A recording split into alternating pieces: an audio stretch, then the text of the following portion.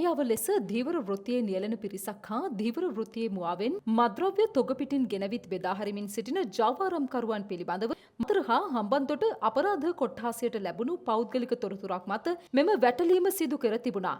වැටලීමේදී ධීවර ව්‍යාපාරිකයෙකු වන බිදිගම රණා නමින් හැඳින්වෙන සැකකරුවා අත්අඩංගුවටගෙන පරීක්ෂා කිරීමේදී සිදු කළ ප්‍රශ්න කිරීම් හමුවේ තවත් සැකකරුවන් 6 දෙනෙකු පිළිබඳව අදාළ සැකකරු විසින් තොරතුරු ලබා දී තිබුණා. එම සැකකරුවන් හබරාතුව මිදිගම හා බද්දේගම යන ප්‍රදේශවලදී බෙදා හැරි හැෂ් මද්‍රව්‍ය ඇතුළු මද්‍රව්‍ය තොග සොයා ගැනීමට විමර්ශන කණ්ඩායම සමත් වුණා. අදාළ සැකකරුවන් වයස අවුරුදු 45ට අඩු විවාහකයන් වන අතර ධීවර රැකියාව කරමින් කඩිනමින් මුදල් ලිපීමට මෙම මද්‍රව්‍ය ජාලයට සම්බන්ධ වී ඇති තවත් තරුණ පිරිසක් මේ අතර සිටින බව පොලිසිය පවසනවා. සිද්ධිය සම්බන්ධයෙන් සැකකරුවන් හෙට මහේස්ත්‍රාත් අධිකරණයට ඉදිරිපත් කොට රැඳවුම් නියෝග ලබා ගැනීමට නියමිත අතර වැඩිදුර විමර්ශන ක්‍රියාත්මකයි.